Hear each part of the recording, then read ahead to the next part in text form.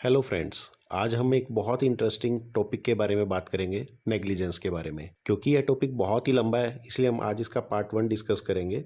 हर doctor को पता होना चाहिए कि नेग्लिजेंस क्या होती है, इसके क्या क्या कंपोनेंट्स हैं, क्या क्या नेग्लिजेंस में प्रॉब्लम्स होती हैं या क्या क्या डिफेंस हम ले सकते हैं, ताकि कभी भी कोई मेडिको लीगल केस होता है तो आपको अगर ये पता होगा कि नेग्लिजेंस क्या है तो आप अकॉर्डिंगली फाइट कर सकते हैं। आप हमें कांटेक्ट कर सकते हैं, हमारा ईमेल आईडी ऑलमोस्ट हर स्लाइड पे दिया हुआ है। तो सबसे पहले हम बात करेंगे कि नेग्लिजेंस की डेफिनेशन के बारे में। सेक्शन 2 ऑफ सीपीए 1986 नेग्लिजेंस को डिफाइन करता है deficiency in service. Deficiency in service में क्या क्या एलिमेंट्स हो सकते हैं? सबसे पहले होता है ड्यूटी ऑफ केयर।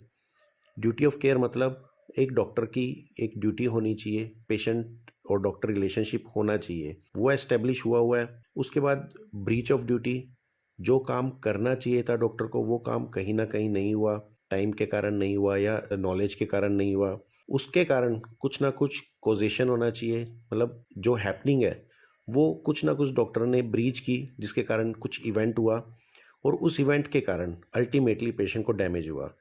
जब ये सब चीज़ें होती है तब पेशेंट क्लेम करता है कि ये नेग्लिजेंस हुई है। अब हम ग्रोसली बात करें लेवल ऑफ नेग्लिजेंस के बारे में, तो लेवल ऑफ नेग्लिजेंस में सबसे पहला जो लेवल मेन लेवल रहता है वो रहता है मेडिकल नेग्लिजेंस हुई डॉक्टर पे या हॉस्पिटल की तरफ से या स्टाफ की तरफ से। एक होता है कि पेशेंट ने के लेवल पे ही नेग्लिजेंस हुई है, जिसको इजीली हम बोलते हैं कंट्रीब्यूटरी नेग्लिजेंस।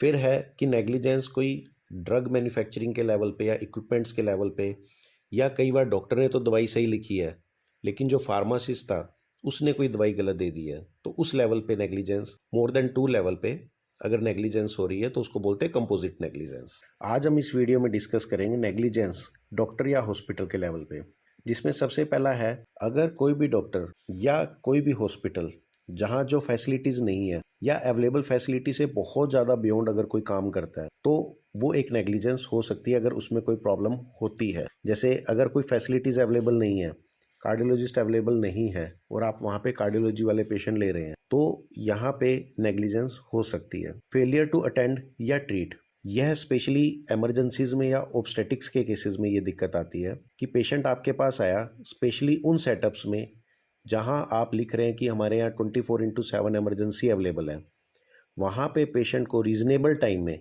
अगर अटेंड या ट्रीट नहीं किया जाता तो वो भी एक नेग्लिजेंस हो सकता है। उसके अलावा error in diagnosis, error in diagnosis बहुत से फैक्टर्स पे डिपेंड करता है। जैसे आपने फुल मेडिकल हिस्ट्री नहीं ली, एक कोई ड्रग एलर्जी हिस्ट्री नहीं ली और आप ऐसा ही इंजेक्शन कोई लगा देते हैं जो उसको एलर्जी था और उस एलर्जी के कारण पेशेंट को कोई दिक्कत आती है। रोंग या मिस डायग्नोसिस, डिले, ये मेनली प्रॉब्लम होती है इमरजेंसी के केसेस में। अगर इमरजेंसी में आप डिले कर रहे हैं और पेशेंट को उसके कारण कोई नुकसान होता है तो वो नेग्लिजेंस मानी जाती है। जैसे पेशेंट आपके पास आया हार्ट बर्न का, अब आप सिंपल एसिडिटी का ट्रीटमेंट कर रहे हो और पेशेंट को एमआई था, कई बार सेम सिम्टम्स हो सकते हैं, तो ऐसे में आप इमरजेंसी को छोड़ के गलत डायग्नोसिस करके उसको ट्रीट कर रहे हैं, प्रॉपरली टाइमली नहीं कर रहे और कोई मिसहैप होता है तो दे पेशेंट कैन क्लेम कि ये नेग्लिजेंस है। Failure to spot something serious, कोई ऐसी चीज जो इमीडिएटली पेशेंट को नुकसान कर रही है, उस चीज को अगर हम नहीं आइडेंटिफाई कर पा रहे तो नेग्लिजेंस में आता है।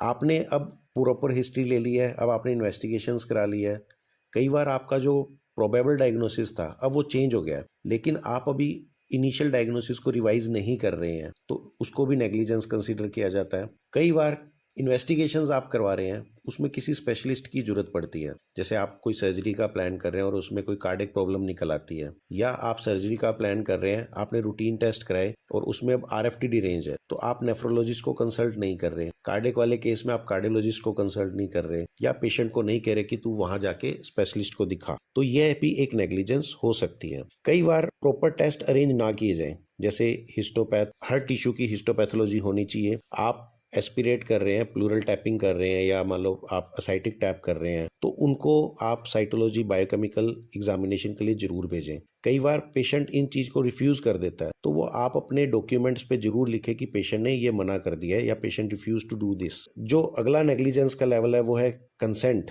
अगर हमने प्रॉपर इन्फॉर्म कंसेंट नहीं लिया है, पेशेंट को आपने नहीं बताया कि ये प्रॉब्लम्स हो सकती हैं, ये अल्टरनेटिव हैं, तो वो भी एक नेग्लिजेंस को माना जाता है। उसके अलावा एरर इन ट्रीटमेंट, आपने पेशेंट को रॉन्ग डोज दे दी है, कई बार किसी दवाई की डोज है, डोज बहुत ज़्यादा दे दी गई है, तो वो भी नेग्लिजेंस में आता है।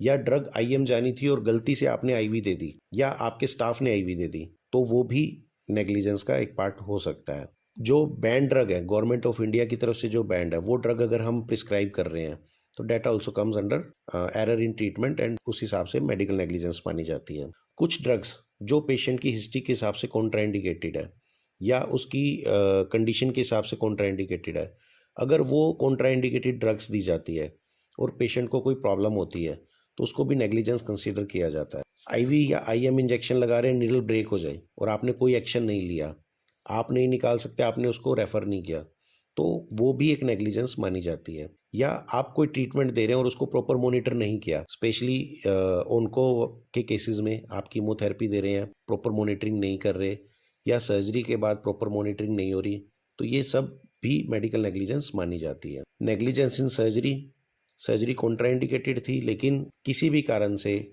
आपने सर्जरी कर दी तो वो दिक्कत है। इम्प्रॉपर इंफ्रास्ट्रक्चर, कई बार ऐसे सेटअप्स होते हैं जहाँ पे इंफ्रास्ट्रक्चर नहीं है और वहाँ पे अगर सर्जरी की जाए और कोई कॉम्प्लिकेशन होती है तो वो नेग्लिजेंस में कंसीडर की जाती है। कई बार कोई एक्यूट कंडीशन है, जैसे एक्यूट अपेंडिसाइटिस आया, वहाँ पे सर्जरी में डिले करना, पेशेंट आपके पास शाम को आया, अब हम वेट कर रहे हैं कि इसको हम अगले दिन मॉर्निंग में कर देंगे, मीनवाइल उसकी अपेंडिक्स बर्स्ट हो जाती है और अगर पेशेंट को कोई फर्दर उससे कॉम्प्लिकेशन होती है या डेथ हो जाती है तो उसको डिले इन सर्जरी माना जाता है। तो ऐसी एक्यूट कंडीशन में जहाँ एमरजेंसी है, as soon as possible surgery होनी चाहिए, अनटिल अनलेस आपके पास एक कोई बहुत ही सॉलिड ऐसा कारण है कि सर्जरी में ये डिले हुआ है।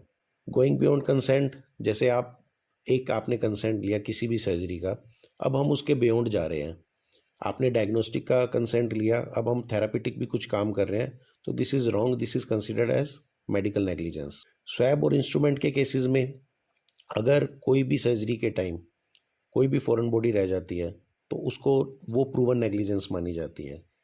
ऐसे केसेस को रिड्यूस करने के लिए हम रेडियो पे एक टैग्स यूज़ कर सकते हैं, आजकल कई बने बनाए स्पंजेस भी आते हैं, उन टैग्स को यूज़ करने का एक ही एडवांटेज है कि आप टाइमली उसको डायग्नोज कर सकते हैं। Lack of post operative care, आपने सर्जरी कर दी और लेकिन पोस्ट ऑपरेटिव केयर प्रॉपर नहीं मिली और पेशेंट को कोई कॉम्प्लिकेशन होती है तो ये भी नेग्लिजेंस मानी जाती है। यह स्पेशली जो फ्रीलांसर डॉक्टर्स हैं वो कई बार ये सोचते हैं कि सर्जरी हमने कर दी है, अब ये हॉस्पिटल की ड्यूटी है कि उसको संभालें। नहीं, ऐसा नहीं है। आप फ्रीलांसिंग कर रहे हैं, शुरू से लेकर लास्ट तक टोटली रिस्पॉन्सिबिलिटी आपकी है और आपकी ही रहेगी। Spread of disease to other patient, कोई कंटेजियस डिजीज़ का पेशेंट है, आपने उसको आइसोलेशन नहीं की, तो जो दूसरे पेशेंट को ये डिजीज़ आपने स्प्रेड की है वो आपको मेडिकल नेग्लिजेंस के लिए सू कर सकता है। पेशेंट को प्रॉपर इंस्ट्रक्शंस नहीं दी कि मेडिसिन कैसे लेनी है, आपने जो ट्रीटमेंट किया क्या करना है क्या नहीं करना। विकेरियस लाइबिलिटीज़ में काफ़ी सारी लाइबिलिटीज़ हॉस्पिटल की भी आ जाती हैं या स्टाफ की आ जाती हैं, कहीं कहीं पे कि हॉस्पिटल की कमी है या स्टाफ की कमी है तो वो सारी लाइबिलिटीज़ इसमें आ जाती है। ये सब मेडिकल नेग्लिजेंस के अलग अलग केसेस हो सकते हैं। अब हम बात करेंगे सिग्निफिकेंट केस रेफरेंसेस की। ये कुछ केस है, समीरा कोहली वर्सेस प्रभा मनचंदा। ये बहुत ही एक इम्पोर्टेंट केस था। इसमें डायग्नोस्टिक की कंसेंट ली गई थी और थेरापेटिक में पेशेंट का यूट्रस निकाल दिया गया था। पेशेंट अनमैरिड था तो उसके बाद ये यहाँ पे नेग्लिजेंस के बारे में डिस्कशन हुआ था। इसी तरीके से दूसरा केस है मेले कुमार गांगली वर्सेस सुकुमार मुखर्जी। यहाँ पे स्किन रिलेटेड प्रॉब्लम की कॉन्ट्राइंडिकेटेड एक ड्रग थी वो दी गई थी, उससे रिलेटेड ये केस है। और कुछ केसेस है कौशल पांडे वर्सेस एसवी पंचोली, ये भी नेशनल कमीशन में ये केस हुआ था। ये कुछ सिग्निफिकेंट केस है जो नेग्लिजेंस के बारे में जिनमें डिस्कशन हुआ था। Thank you friend. आपकी यदि कोई क्वेरी है तो आप हमें हमारे ईमेल आईडी lowandDoctor2@gmail.com पे कांटेक्ट कर सकते हैं। Thank you.